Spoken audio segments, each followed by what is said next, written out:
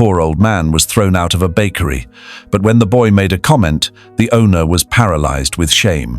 The afternoon was falling with a heavy melancholy over the small town. The leaden sky had poured rain since the morning, leaving the streets soaked and the air impregnated with the smell of wet earth. On the main street, where shops with wooden signs and cafes with the aroma of freshly made espresso lined up, La Dulce Estrella stood out with its elegant stone facade and its golden sign above the door. Its display windows showed meticulously decorated cakes, shiny wooden floors, and shelves full of golden baguettes and butter croissants.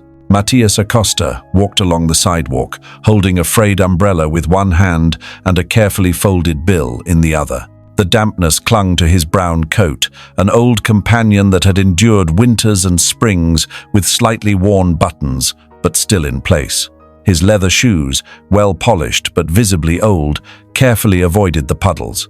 He pushed the bakery door, making the soft chime of the little bell above the frame ring. Inside, the contrast with the outside was absolute.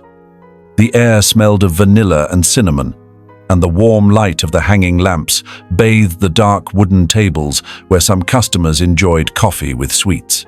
A refuge of warmth and exclusivity in the middle of the storm. Behind the counter, Javier Olmedo was flipping through the pages of an account notebook. With dark hair perfectly combed and an immaculate white shirt under his embroidered apron, he was the image of discipline and perfectionism. In his eyes, his bakery was not just a business. It was a brand, a seal of quality that had to be protected from any stain. Noticing Matias's presence, the baker looked up and slightly frowned. The old man advanced with cautious steps, with a slight smile. "Good afternoon. I wanted to buy a chocolate cake for my granddaughter," he said, pulling a crumpled piece of paper from his pocket. "Today is her birthday, and she wants one with candles." Javier tilted his head, quickly examining him. He wasn't in rags, but his clothes had obvious signs of years. His hands, with long and somewhat bony fingers, delicately held the bill, as if he feared the dampness would dissolve it. Doubt briefly crossed Javier's mind. This was not his usual clientele. La Dulce Estrella was not just any bakery. It did not sell simple cakes. Its products were artisanal, refined, a symbol of distinction in the town. "Our cakes are not cheap," he said without looking away. The man nodded calmly and extended the bill. "I saved for this. It doesn't have to be very big, just something special for her." Isabel, Javier's wife, who was arranging rolls on a tray, looked up and stared at her husband in surprise. Javier had always made it clear that the bakery had a certain status, but he had never spoken to a customer in that way. "Perhaps in the bakery in the square you'll find something more suitable," suggested the baker, with the same polished smile with which he welcomed his distinguished clients. Matias blinked. The man's tone was courteous, but the message was clear. "You don't belong here. I just want a cake for my granddaughter," he murmured, feeling the bills tremble slightly in his hands. Javier leaned on the counter, sighing with feigned patience. "I'm sorry, sir, but here we sell high-quality products. If you're looking for something more affordable, I recommend another place." The murmur in the shop became barely perceptible, an uncomfortable whisper that floated among the customers. Some lowered their heads, pretending not to have heard. Others exchanged furtive glances. Matias swallowed hard and nodded. He did not insist. He put the money back in his pocket with slow movements and turned toward the door. His steps were slow, but his back remained straight. And then, something fell to the floor with a dry thud. A spoon rolled across the bakery floor, followed by the scraping sound of a chair. "That's not fair." Lucas, a 6-year-old boy with dark curls and a red sweater with car drawings, jumped from his seat and ran toward Matias, grabbing his arm with energy. The old man looked at him in surprise. The boy was not looking at him, but at Javier. "It's him!" he exclaimed, pointing with his tiny hand. "You're the man who saved the baker." The silence became absolute. The baker squinted.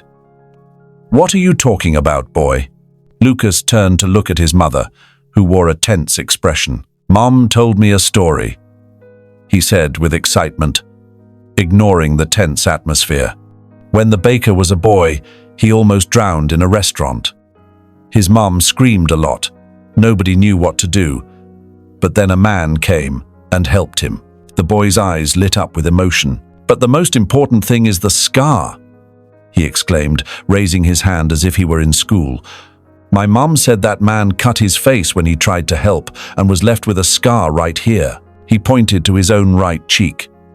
Everyone turned their gaze to Matias, and then Javier saw him with different eyes. The scar, that irregular mark on his cheek, was deep and old, tracing a line from the cheekbone to near the ear. The baker felt an erratic beat in his chest. The memories, vague and broken, began to surface. "Lucas, sweetheart." His mother intervened in a nervous murmur, but the boy did not take his eyes off Javier. "You owe him your life, and he only asked you for a cake," the boy insisted, with unbreakable determination. Matias squinted, feeling that a distant echo of his own memory was trying to break through. Javier, on the other hand, felt a void open beneath his feet. For the first time in a long time, he had no words. The air inside the bakery grew heavy, as if the temperature had suddenly dropped. Nobody moved. Nobody spoke. Lucas kept his hand raised, pointing at Matias with the impatience of a child waiting for adults to understand something obvious. "Look at him closely, Mr. Javier," he insisted, frowning. "It's him." The baker felt a growing pressure in his throat. The scar. The same one his mother had once mentioned in that story he had never bothered to listen to carefully. "Lucas, son, that's enough," Clara murmured from her table, with a mix of discomfort and concern. The boy turned his head toward her with an indignant expression. "Why?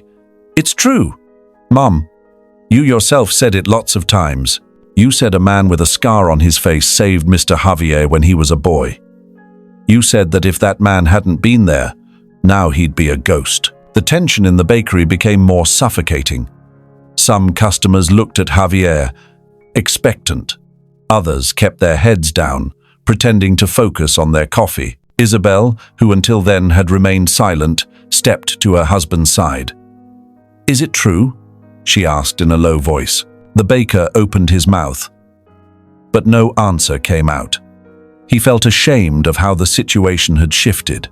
Now he was coming across as ungrateful in front of all his customers, and that wasn't good for business. But beyond that, the scar truly unsettled him. Matias remained still, without saying a word. His dark eyes reflected a mix of confusion and something harder to decipher. The memories had returned to his mind with alarming speed. The little boy he had once saved was now a man, but apparently not a good one, not one who respected others. Lucas let out an exaggerated sigh and crossed his arms. "Of course he doesn't remember, Mr. Javier. He was a runt, with a potato head and all," he said, exasperated by the silence and doubt on the baker's face.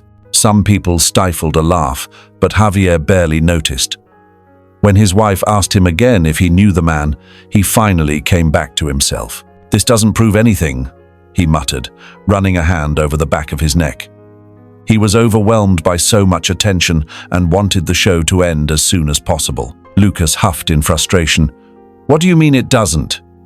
"He's got the scar in the exact place," Mom said. The man swallowed hard. He needed to get out of there. He needed to regain control. "Listen, boy," he said more harshly than he intended. "You can't expect me to believe a story from decades ago just because this man has a scar." The little one narrowed his eyes. "Then why are you acting like this?" The blow was direct. Javier felt the heat rising in his face. Matias took a step forward and crouched beside the boy, with the same tenderness he used with his grandchildren. "Kid, how do you know all this?" Lucas looked at him as if the question were ridiculous. "I already told you, my mom told me. She always says Mr. Javier is alive because a man with a scar saved him. And when I saw you, I knew it. It's you." The man lowered his gaze and touched the mark on his cheek. He hadn't thought about it in years. It had stopped hurting long ago, but at that moment he felt it more present than ever. Clara sighed and looked at her son. "Lucas, sweetheart, come here." But the boy didn't move. "No, it's an injustice," he complained. "Mr. Javier doesn't want to sell him a cake because he thinks he doesn't have money, and it turns out he owes him his life." The murmur in the bakery grew. Some looks fell on the baker with a different expression. Javier felt his shoulders tense. "This doesn't change anything. This business is still for people of another status," he said, with a voice harsher than he intended. The little one looked at him as if he had just said the silliest thing in the world. "Of course it does. If someone saved my life, I'd give them a cake every day. And besides, who do you think you are to kick someone out if the man was going to pay? Lucas, please." His mother insisted more firmly. The woman was about to faint from her son's reaction. She couldn't believe the boy was defending Matthias like that. Even though she had recognized the man instantly, since he was an old neighbor, it hadn't even crossed her mind to get involved. And there was her little one, giving all the adults present a lesson. The boy growled, but finally went back to his table, grumbling. Matthias took a deep breath, and his snow-white hair shifted as he gently shook his head. He only wanted a simple cake. "The boy is right about one thing," he said calmly. "I wasn't asking you for a favor, Javier. I only wanted to buy a cake for my granddaughter." The baker clenched his fists. Matthias turned toward the door and opened it. The little bell chimed softly, and the cold, rainy air filtered into the shop. He turned for a moment, his eyes reflecting a calm that made the silence even heavier. "I don't expect you to remember me," he said, "but have a good day." Javier felt the door close behind Matthias with the jingling of the bell. For a moment, no one in the bakery moved. The murmur of the customers had vanished, replaced by an uncomfortable expectation. He ran a hand over the back of his neck, feeling his skin burn. Lucas hadn't been the only one to think his behavior had been shameful. He saw it in the evasive looks of the customers, in the way Isabel watched him with her lips pressed together. Without saying a word, he took off his apron and left it on the counter. "I'm going out for a moment," he muttered. He didn't wait for a response. He stepped into the cold street, closing the door behind him. The drizzle persisted, covering the streets with a wet sheen. He walked quickly, feeling his thoughts whirl in his head like water in the drains. It was nonsense. A simple misunderstanding. There was no way that old man could be the same person from the story his mother used to tell him when he was a boy. But then, why did his chest feel so tight? He crossed the square and turned onto the cobbled street where his mother lived. If anyone could clear up his doubts, it was her. It didn't take him long to arrive.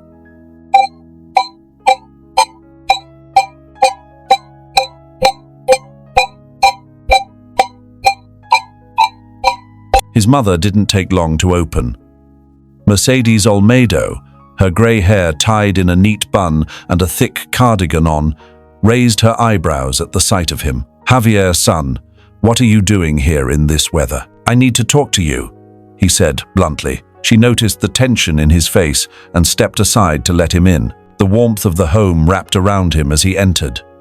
The aroma of chamomile tea floated in the air, and the radio played softly in the background with an old bolero. The man sat at the kitchen table, resting his elbows and rubbing his face with his hands. His mother served 2 cups of tea before sitting across from him. "What's going on?" she asked in a calm voice.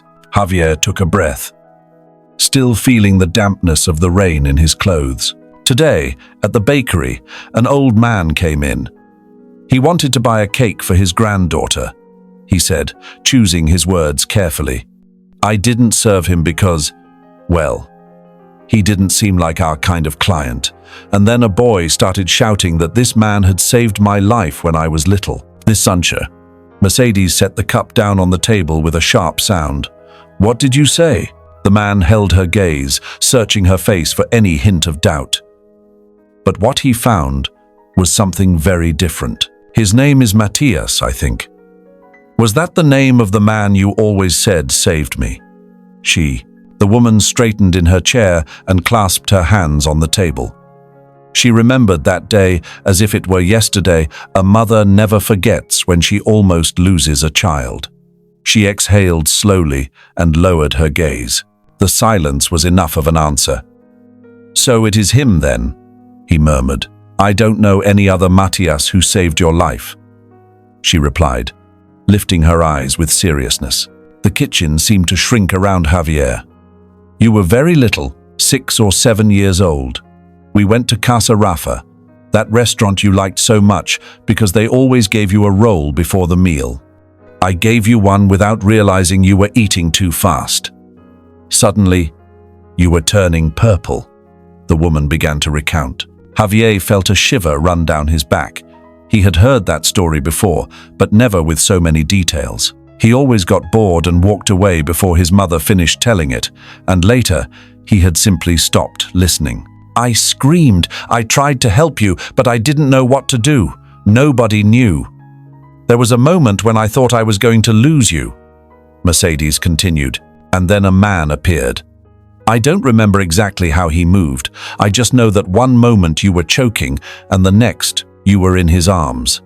He pressed on your abdomen, and the piece of bread flew out. You breathed again, and, suddenly, the baker felt his skin prickle. And the scar? He asked softly. When you started breathing again, you pushed him away in your desperation to get free. He slipped and fell against a table. The edge cut his cheek. He bled quite a lot, but when I offered him help, he told me it didn't matter. What mattered was that you were all right. Javier stared at his cup of tea without touching it. The steam rose in spirals, but the warmth didn't reach his hands. His mother watched him with the same patience she always had, but now he felt her gaze more inquisitive than ever. How could it be him? Mercedes tilted her head. What is it you can't accept? The man rested his elbows on the table and rubbed his face with both hands. It's not just that I don't remember, he admitted. It's that I can't believe I treated someone who saved me that way. How did I come to this? The woman clasped her fingers in her lap. You tell me, Javier. The baker felt the weight of those words in his chest. His mother had always been direct, but she rarely confronted him like that. For years, she had preferred not to argue with him about his ideas or the way he ran his life. Javier let out a sigh and looked around. The house was the same as always, with cream-colored walls and sturdy wooden furniture. Everything was cared for, clean, orderly. His mother was not a flashy woman, but she was proud of the effort it had taken to have a dignified home. You always wanted me to work at the bakery, he said suddenly. Mercedes raised an eyebrow. And you always wanted to turn it into something more than it was, she replied. Javier frowned. And is that wrong? It depends on what you think something more means. The baker pressed his lips together. Since he was a child, he had learned to admire exclusivity. Not because of his mother, but because of his father. Antonio Olmedo had been an ambitious man, a merchant with dreams of greatness he never quite achieved. The bakery had belonged to Mercedes, but it was Antonio who, with his business mindset, turned it into a symbol of status within the town and beyond, opening several branches. Businesses don't prosper by serving just anyone, he used to tell him when he held his hand walking through the shop. If you want success, son, you must learn to choose your clients. You can't let just anyone walk through the door as if this were a market. Javier grew up with those words etched in his mind. Seeing his father discreetly turn away those who didn't fit the image of La Dulce Estrella was something he normalized as a child. If you sell to the lower class, you'll always remain in the lower class. His mother never agreed with that, but Antonio was a stubborn man, and Javier had always admired him. When his father died, the baker inherited the business, and with it, his teachings. He maintained the philosophy of exclusivity, convinced his success depended on it. Mercedes sighed and took a sip of her tea. You were always more like your father, she said softly. You wanted the bakery to be a prestigious place. You liked the idea of important people from town coming to buy. But tell me, what have you gained from all that?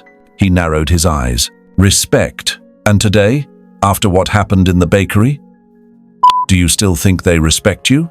The man felt a weight in his stomach. He remembered the customers' uncomfortable looks, Isabel's disapproval, Lucas's indignation. His mother set the cup on the table and looked at him with the same tenderness as always, but with a sadness that disarmed him.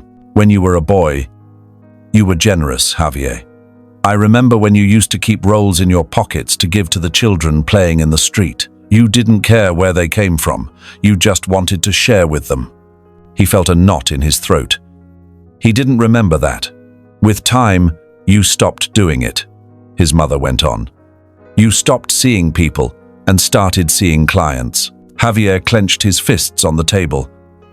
I wanted the bakery to prosper, but the bakery was already prosperous. What you wanted was for it to be exclusive. Why, son? The baker didn't answer immediately. He knew the answer, but saying it out loud was admitting what he didn't want to acknowledge.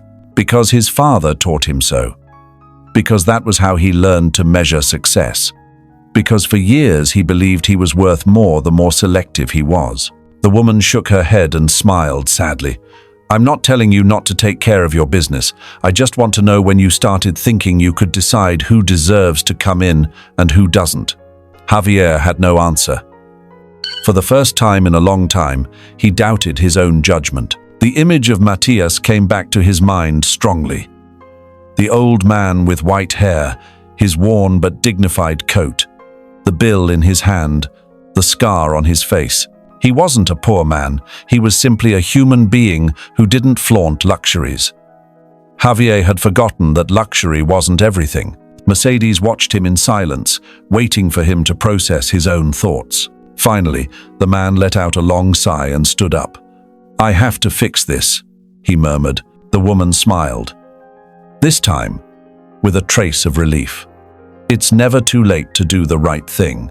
Javier grabbed his coat and headed to the door. For the first time in years, his father's voice wasn't the one echoing in his mind. Instead, he heard the words of a 6-year-old boy in a red sweater with fierce indignation. If someone saved my life, I'd give them a cake every day. And he knew Lucas was right. The cold air hit Javier's face as he left his mother's house. The drizzle had stopped, but the wind carried the damp smell of wet earth and the dry leaves stuck to the cobblestones. He pulled up his coat collar and began to walk with firm steps. He didn't know exactly what he was going to say, but he knew what he had to do. Find Matias and apologize. The problem was, he had no idea where to find him. He stopped on the sidewalk, exhaling a sigh. He couldn't go back to the bakery to ask Isabel. The look of disapproval she had given him before he left had been enough. Nor was he going to wander around the town shouting his name. Then, he remembered Lucas. If anyone knew where to find Matias, it was that stubborn boy. He headed to the square, where he knew Clara and her son usually spent the afternoons when the weather allowed it.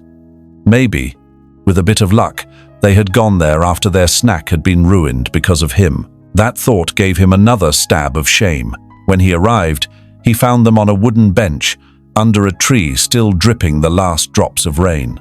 Lucas was busy playing with a branch, tracing shapes in a puddle, while his mother flipped through a magazine. When Clara saw him approach, she raised an eyebrow in clear surprise. Mr. Javier, she said, closing the magazine. I didn't expect to see you here. The man cleared his throat. He wasn't used to seeking people out, much less to ask favors. I need to ask you something, he said, glancing briefly at Lucas, who lifted his head at the sound of his voice. If it's about the cake you refused to give Mr. Matias, I hope you know that was really mean of you. The boy interjected, crossing his arms. Are you going to give him one now? Javier felt a shiver of shame. That kid had a knack for hitting where it hurt most. That's what I'm trying to do, he answered honestly. But I don't know where he lives. Clara exchanged a glance with her son before fixing her eyes on the baker. You want to apologize? She asked in a neutral tone. He nodded. She sighed, studying him for a moment. Matthias lives on Robledo Street, the last house before leaving town.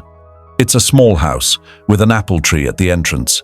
Javier nodded seriously. Thank you. Lucas, however, didn't seem satisfied. It's not enough to just give him the cake, he exclaimed. You have to tell him you were a jerk. Lucas. His mother scolded, with a mix of amusement and exasperation. The man let out a faint smile. With nothing more to say, he turned and began walking toward Robledo Street. But before getting too far, he realized he had to return to the bakery first. With reluctance and much embarrassment, he went to fetch a cake. He was quite sure Isabel would scold him. His wife didn't have the same prejudices as he did. After receiving a severe reprimand and telling the woman he was going to apologize, he set off with the cake toward Matthias's house. The streets grew lonelier as he went on. The houses in the town center, with their balconies decorated with geraniums and their neat facades, were left behind, giving way to more modest homes. When he reached the last house on the street, he knew it was the right one. An apple tree rose in the small garden, with twisted branches and a few reddish apples hanging from them. The house was simple, one story, with a stone facade worn by the years. Unlike Javier's bakery, which sought to be impeccable and gleaming, that house bore the marks of time, but it was clearly cared for, lived in. He stood in front of the door, the cold wind wrapping around him. For the first time in a long while, he felt nervous before knocking on someone's door. He took a deep breath and knocked twice. He heard slow steps on the other side. After a few seconds, the door opened, revealing Matthias. The man blinked at the sight of him with the same calmness with which he had left the bakery. He didn't seem surprised or disturbed by the visit. The baker, however, felt the words catch in his throat. "Mr. Acosta," he said at last. Matthias rested a hand on the doorframe, watching him with curiosity. "Javier," he replied, in a neutral tone. The baker held out a box wrapped in white paper. "I wanted to bring you this," he said. "A chocolate cake." Matthias looked down at the package. The very cake he had asked for. For a moment, Javier thought the old man would simply take it, but instead he lifted his eyes with a faint smile. "It's no longer necessary." The refusal was gentle, but firm. Javier felt the air clog in his chest. He hadn't prepared himself for that response.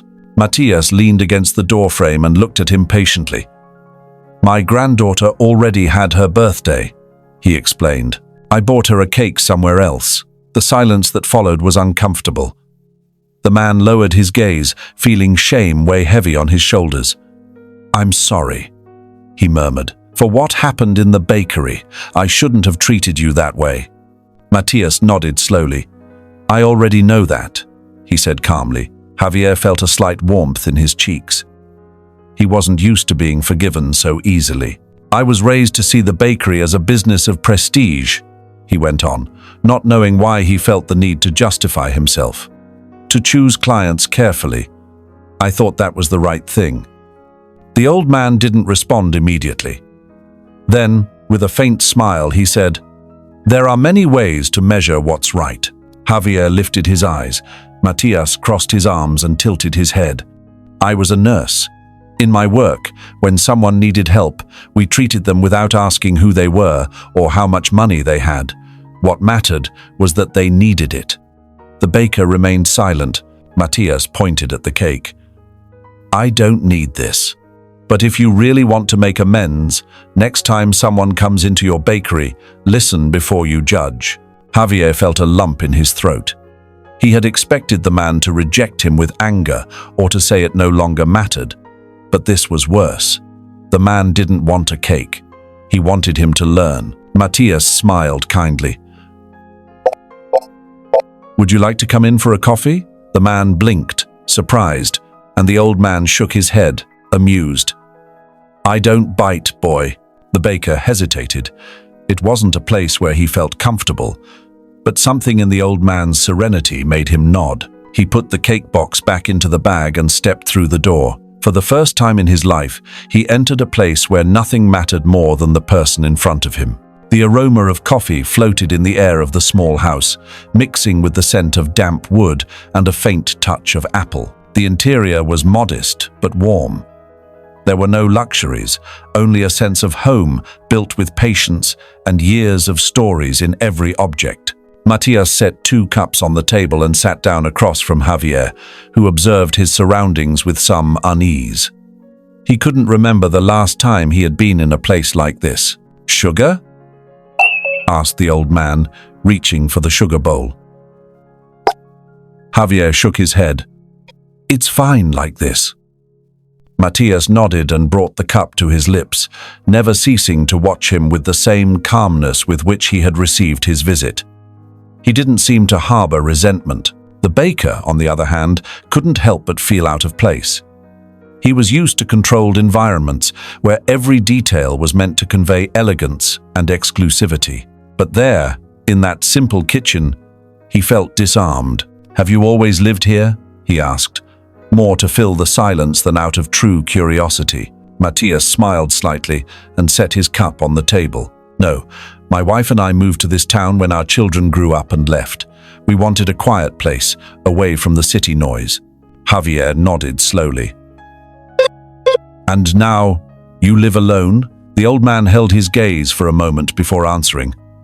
"My wife passed away 4 years ago," he said in a serene tone, though his eyes carried a glimmer of nostalgia. The baker felt a slight weight in his chest. "I'm sorry." Matias gestured with his hand, brushing it aside. "That's life." Silence settled between them. Javier wasn't used to this kind of conversation. With his clients, he always spoke of orders, prices, quality, never of real things. "I worked as a nurse for 35 years, the man continued, stirring his coffee with the spoon. "I cared for all kinds of people, rich, poor, children, elderly. In the end, when someone is hurt or sick, it doesn't matter how much money they have." Javier said nothing. "That's why, when I saw you that day in the restaurant, I didn't think about who you were or how much you were worth. You were just a boy in trouble." The baker lowered his gaze to his coffee, feeling guilt sink even deeper into his chest. "And I threw you out of the bakery," he murmured. Matias smiled, but not mockingly. "Yes," he said, without hardness in his voice. Javier clenched his jaw. "Aren't you upset?" The old man shook his head. "No." "Why not?" asked the baker. Matias set the spoon down on the saucer with a faint clink. "Because what happened in the bakery wasn't something new to me," he said calmly. "In my years, I've seen many things. People judge without knowing. Sometimes for money, sometimes for appearance, sometimes just because they can." Javier shifted in his seat. "But that doesn't make it right." "Of course not," the old man conceded. "But I decided a long time ago not to let things like that embitter me. I won't carry grudges to the grave." The baker felt a knot in his stomach. The man was forgiving him effortlessly, while he had been tormenting himself for days. Matias took another sip of coffee and watched him with patient eyes. "What matters is not what happened in the bakery," he said. "What matters is what you do now." Javier frowned.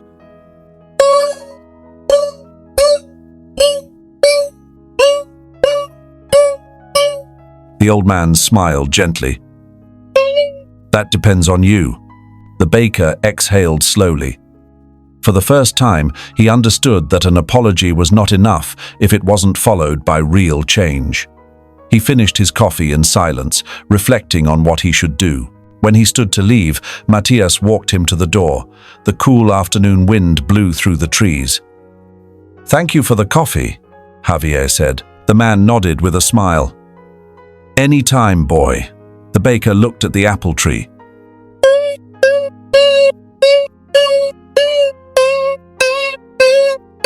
With its twisted, resilient branches. Before leaving, he turned his head. "If I could do something to make it up to you, what would it be?" he asked. Matias looked at him calmly. Treat the next person who walks through your door well. Javier held his gaze for a long moment. He nodded and left. He walked through the dark streets with his hands in his pockets, feeling the weight of the conversation still pounding in his chest. He couldn't remember the last time someone had spoken to him with such frankness.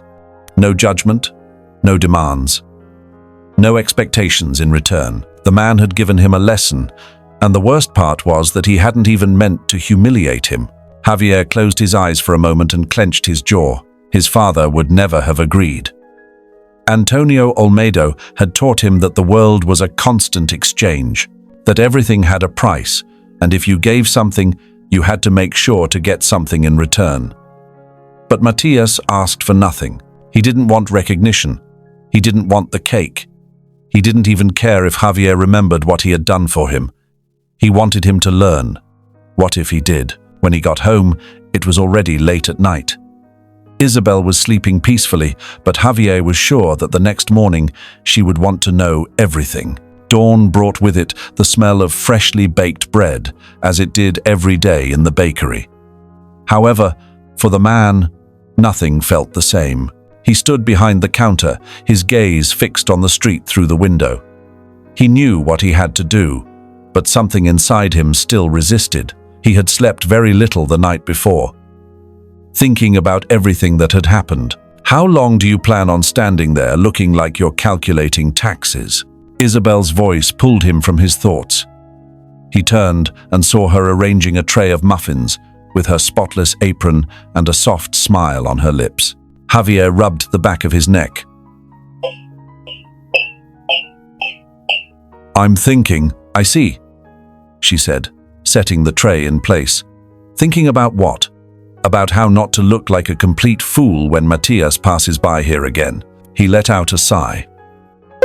"I suppose you've already said enough about that." Isabel leaned on the counter and tilted her head.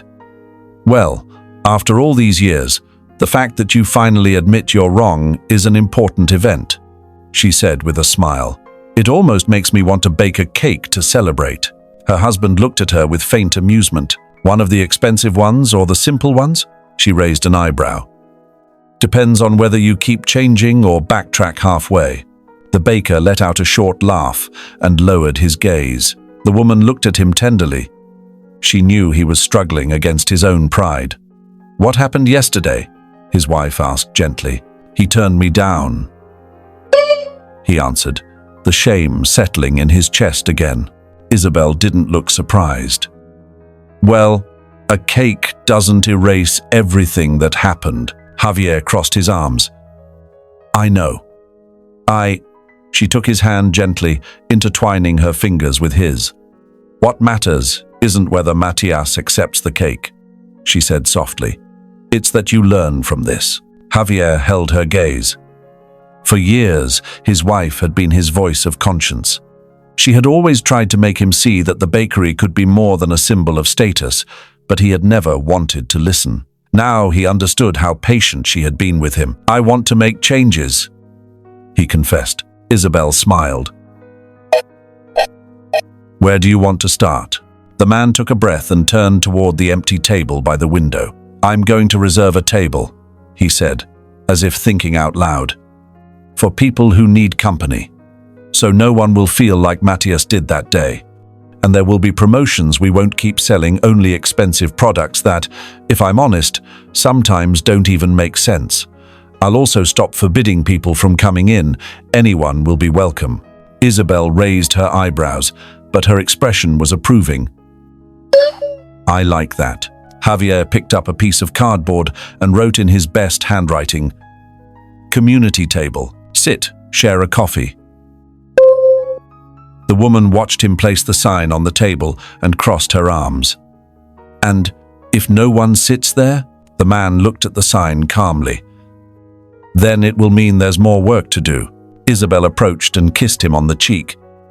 "I always knew you'd get there, Javier," she whispered. He looked at her with faint incredulity. "Since when?" She smiled. "Since I fell in love with you." The baker lowered his eyes with a discreet smile. "You've been far too patient with me." The woman shrugged. "Well, Someone had to. For the first time in a long while, Javier felt he wasn't alone in this. That night, when the bakery's lights bathed the street in their warm glow, Matias walked past the shop. He hadn't intended to go in, but when he saw the sign on the table, he stopped. For a moment, he looked at the words with curiosity. Then, without hurrying, he opened the door and stepped inside. The little bell chimed, and Javier, who was behind the counter, looked up. Their eyes met. Matias smiled calmly. "I see you've been busy." The baker nodded. "You could say so." The old man approached the table and, with the same tranquility, he did everything, sat down. Javier felt a strange lump in his throat. The first step had been taken. Matias picked up the menu with a thoughtful air. "I think, today, I'll try something different." The baker smiled. "It's on the house." The old man raised an eyebrow. "And didn't you say no favors were done here?" Javier let out a brief laugh. "Let's just say we're updating the rules." The man nodded and set the menu down. "Then bring me a coffee and something sweet." "Whatever you recommend." Javier headed to the kitchen. And for the first time in years, he felt he truly enjoyed what he was doing. The bakery had a new spirit. Its essence hadn't changed, but the atmosphere was different. The tables no longer felt like isolated islands where each customer retreated into their own world. Now, some people sat at the community table, chatted, shared coffee, or simply enjoyed the company of others. At first, no one dared use it. Curious glances landed on the sign, but the habit of staying in one's own space was hard to break, until one day Matias arrived, sat down, and ordered a coffee. Without saying a word, he opened the door for others to follow his example. From then on, the elderly who had once walked past La Dulce Estrella began to come in. Some remembered Matias from town, others simply felt welcome for the first time in years. Lucas, with his boundless energy, became a regular visitor. "Hi, Mr. Matias," he exclaimed one day as he climbed onto a chair beside him. "Did you know I saw a dog the other day that looked like you?" The man raised an amused eyebrow. "Oh, really? Was it as handsome as me? It had the same white hair," the boy said, laughing. Javier, behind the counter, let out a low chuckle as he prepared a coffee. He never would have imagined that the boy who had exposed him in his own bakery would become someone he appreciated so much. Clara, Lucas's mother, also became a regular customer. "Can I just say, I'm glad my son embarrassed you in front of everyone," she told the baker with a mischievous smile. The man scoffed. "Don't say it too often, or Lucas will end up thinking he's a hero." "Too late," the woman replied, nodding toward her son, who was now chatting with Matias as if they were old friends. Javier looked at Matias. The old man had changed the bakery without even meaning to. His mere presence showed the place was now different. It was no longer just a spot for those who wanted to flaunt their money. It was a place for the town. One day, the baker found his mother sitting at the community table, a cup of tea in her hands. He approached and sat across from her. "Do you like the change?" he asked. Mercedes smiled, running her fingers along the warm ceramic of the cup. "I like seeing you well," she said softly. Javier looked away, pretending to focus on a point on the wall. "It wasn't sustainable to go on like before," he admitted. His mother watched him with a mix of pride and tenderness. "The hardest part isn't changing a business, son," she murmured. "It's changing the way we see others." The man held her gaze for a moment. "I didn't do it alone," he said sincerely. Mercedes smiled and nodded. "It's always easier to change when someone helps us see what we refuse to look at." And she was right. If Matias hadn't walked in that day, if Lucas hadn't spoken up, if Isabel hadn't stood by his side, he never would have stepped out of his bubble. Sometime later, on a rainy morning much like the one that started it all, Javier saw something that made him stop.